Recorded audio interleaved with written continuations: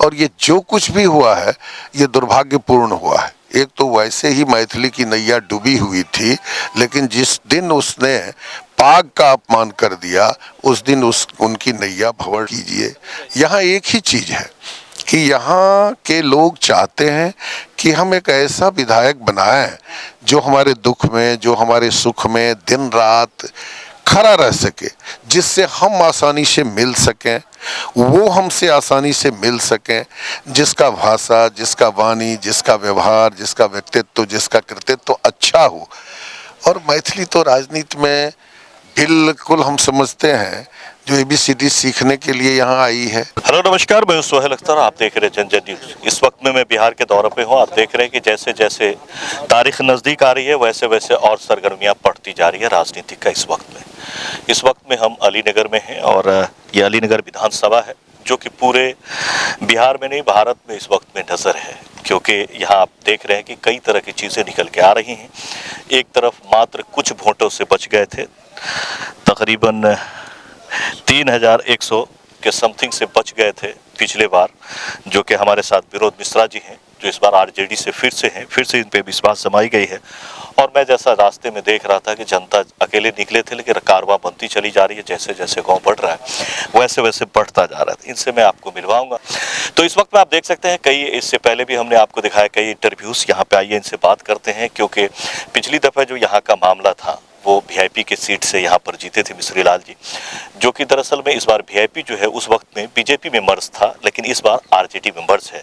तो ये भी मामला है, काफ़ी करीबी है। और इस वक्त यहाँ से प्रतिद्वंदी के रूप में 2 लोगों को देखी जा रही है। इधर जो है मैथिली ठाकुर जो पहली बार सिंगर है, आप जानते हैं एशिया की चीज़ थी, लेकिन पता नहीं क्यों इसमें आई है। मुझे इस पर भी बात करूँगा, डिबेट करूँगा आपसे।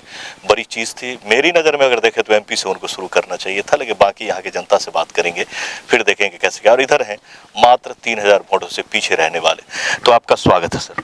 आपका भी स्वागत, और आपके इस चैनल के माध्यम से जितने लोग मुझे देख रहे हैं, सुन रहे हैं, सबों का हार्दिक स्वागत है, अभिनंदन है। सर, पिछली बार थोड़ी सी वोट से रह गए थे, इस बार क्या चैलेंजिंग है?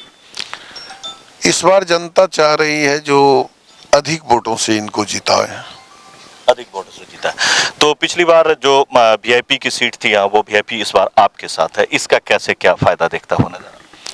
बहुत जबरदस्त फायदा होगा इसका बहुत अधिक फायदा होगा।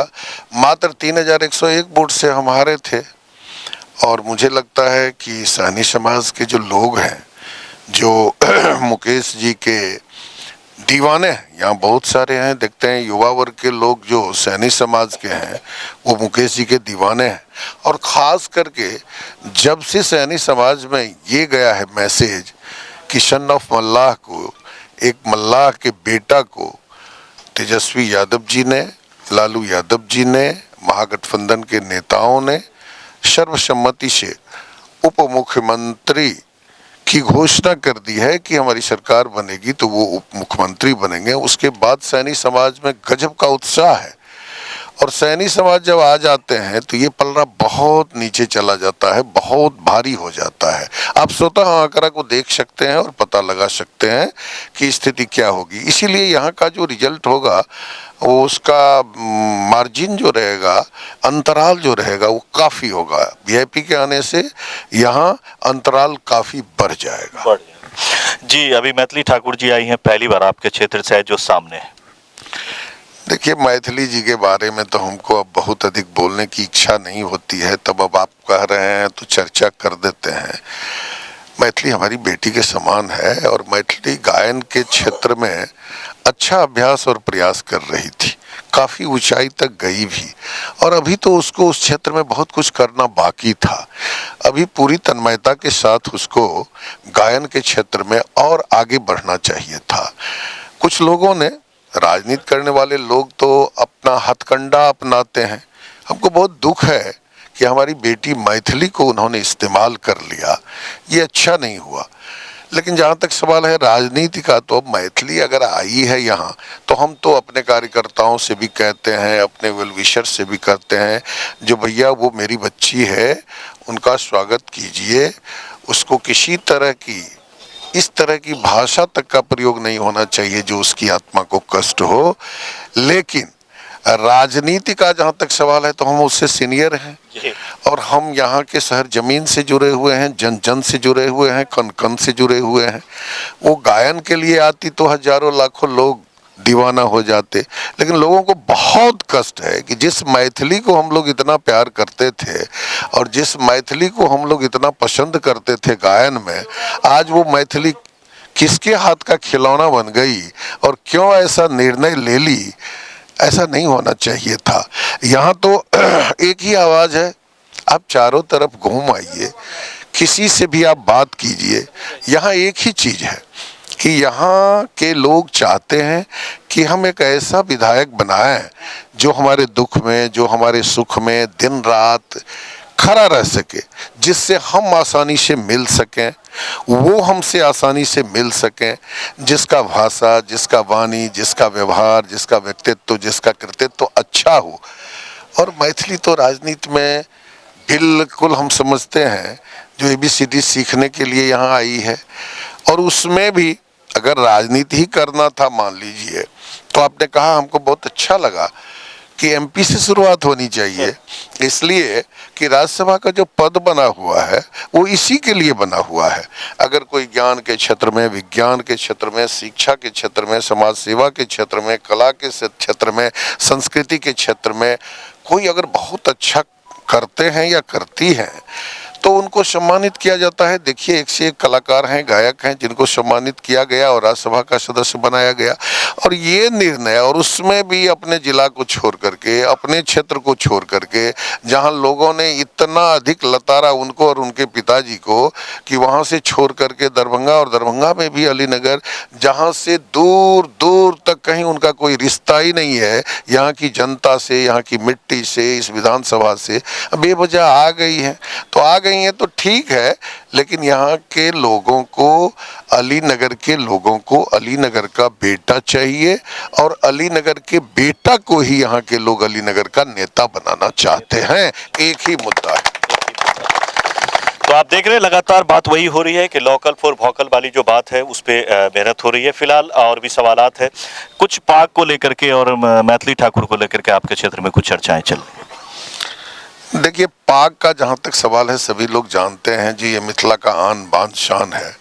मैथिली ठाकुर हो या कोई भी हस्ती हो, अगर इसका अपमान होगा तो यहाँ के लोग, मैथिल समाज के लोग, मिथिला के लोग इसको बर्दाश्त नहीं करेंगे। और ये जो कुछ भी हुआ है ये दुर्भाग्यपूर्ण हुआ है। एक तो वैसे ही मैथिली की नैया डूबी हुई थी, लेकिन जिस दिन उसने पाक का अपमान कर दिया उस दिन उनकी नैया भंवर में पड़ गई और यहाँ के लोग बहुत दुखी हो गए। लोगों को हृदय से कष्ट हुआ। जो मेरे आन बान शान मिथिला की मर्यादा का जो प्रतीक मेरा ये पाग, उसके साथ इस तरह का व्यवहार हुआ है, तो किसी भी दृष्टिकोण से ये अच्छी बात नहीं है। अच्छी बात है। आप देख रहे हैं हम उनसे बात कर रहे हैं जिनको यहाँ पर हर समुदाय में एक अपना ही पकड़ है, एक अपना ही फैमिलिकल पकड़ आप कहें, पारिवारिक पकड़ कहें, चाहे वो युवा हो, बुजुर्ग हो, या फिर कम्युनिटी की भी अगर बात करें तो हिंदू हो, मुस्लिम हो, या फिर उसमें भी जो बटे हुए लोग हैं। सारी जो आप खुद देख रहे हैं कि मिश्रा हैं ये, और RJD से हैं, सभी हम ब्राह्मण समाज में हैं, आप देख सकते हैं, और हर समाज में, ब्राह्मण समाज में होते हुए और इन्होंने RJD का हाथ संभाला हुआ है और पूरी तरह से अपने आप को उसमें रखा हुआ है। बात करें तो यहाँ पाक की आ रही थी बात, मैं आपको बताऊं कि मिथिला में पाक दोपटा एक ऐसी चीज़ है जो विश्व में हम कहीं भी जाते हैं और किसी को सम्मान करते हैं तो पाक दोपटा से करते हैं। प्रधानमंत्री को भी जब पहनाई जाती है ये पाक दोपटा तो उनको बहुत जो है गर्व महसूस होती है, और कई बार जब हमारे यहाँ कोई भी आता है तो उसे हम पाक दोपटा से ऐसे सम्मानित करते हैं, जिसका थोड़ा सा इस बीच में आप लोगों ने विजुअल में देखा था कि मखान खाते हुए नजर आई थी उसमें। हालांकि पान, माछ, मखान और ये पाक, ये सब हमारे यहाँ की चीज़ें हैं और वो खाते हुए दिखाया गया। थोड़ा सा यहाँ के लोग इस चीज़ से भी नाराज़ हैं, और भी बहुत सारी चीज़ें हैं, ऐसा नहीं है। कैसे आप देख सकते हैं कि जैसे मैं थोड़ा सा आपका टाइम लूँगा कि अभी सिद्धू जी हैं, वो क्रिकेटर थे और उनको DSP बनाया गया था क्योंकि वो क्रिकेटर थे। अगर कुछ देना ही था इनको मैथिली ठाकुर जैसी हस्ती को, जो एशिया की एक सिंगर है, हमारे मिथिला की एक जो है मतलब टैलेंट है, इनको आप कोई और भी पद दे सकते थे, इनको आप SP भी बना सकते थे, DSP बना सकते थे, ऐसे पद भी दे सकते थे, लेकिन यहाँ पर इस तरह से धक्का खाने के लिए यहाँ उतार दिया। इस बात का भी इन लोगों को कष्ट है। तो कैसे क्या चल रहा है अभी आपका रनिंग वगैरह सर? देखिए, मेरा जो कैंपेन है वो डोर टू डोर चल रहा है। हम तो मैथिली ठाकुर की तरह एक जगह गए और एक गाना सुना दिया चल दिए, वो बात नहीं है। हम तो जन जन से जुड़े हुए हैं, तो हम हर घर जा रहे हैं, हर द्वार जा रहे हैं, जनता के दरबार जा रहे हैं और जनता का आशीर्वाद प्राप्त कर रहे हैं। मेरा तो संबंध हर घर से है, हर जाति से है, हर वर्ग से है, हर धर्म से है, संपूर्ण अलीनगर विधानसभा से है। बहुत ही उत्साह बढ़ रहा है, लोगों का प्यार और स्नेह पा करके मैं गद गद हूँ। इसलिए मैं सभी लोगों को इस बात के लिए धन्यवाद देता हूं कि जब हम थके रहते हैं, अब देखिए हमारा 4 बजे सुबह से कैंपेन चल रहा है, और जब हम 4 बजे से रात 2 बजे तक, यानी 2 घंटा, रात में भी हम मात्र 2 ही घंटा विश्राम किया है, तो थके रहते हैं, आँख झलफलाते रहता है। लेकिन जब मान लीजिए जो गलमा गांव में है, यहाँ से हम चले, और यदि हम 4 व्हीलर में गांव से जब निकलते हैं और दूसरे गांव में जाते हैं तो 4 व्हीलर पर बैठ जाते हैं, तो जो ही उस पर बैठते हैं कि आंख लग जाती है। जो ही गांव आता है तो देखते हैं इनकलाब जिंदाबाद, विनोद मिश्रा जिंदाबाद हो रहा है, वो तुरंत निकलते हैं, फिर लोगों के बीच जा कर के तरोताजा हो जाते हैं। इतना प्यार देते हैं यहाँ के लोग, मैं क्या कहूँ। मुझे लगता है कि जीवन भर जो मैंने इस क्षेत्र की सेवा की है, वो सेवा, वैसे भी किसी का सेवा व्यर्थ तो जाता नहीं है, वो सेवा अभी मुझे काम आ रहा है, और जनता का असीम प्यार मुझे मिल रहा है, स्नेह मुझे मिल रहा है। जी, तो इस वक्त में हम बात कर रहे थे, अब देखते हैं विनोद मिश्रा जी से, और बहुत सारी सवालात हैं, लेकिन चूंकि अभी कैंपेन है, वक्त भी कम रहा है, इनको भी निकलना है। आखिरी सवाल मैं इनसे कहूंगा कि अपनी जनता के लिए क्या कहना चाहते हैं?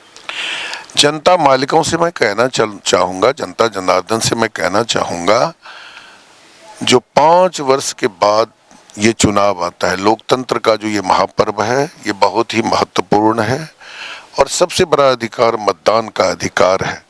इस अधिकार का अगर प्रयोग सही समय पर नहीं किया जाएगा तो अनर्थ हो जाएगा। तब ये समाज, ये गांव, ये इलाका आगे नहीं बढ़ पाएगा, सही जनप्रतिनिधि नहीं मिल पाएगा, तो लोग भटकते रह जाएंगे, निरीह रह जाएंगे।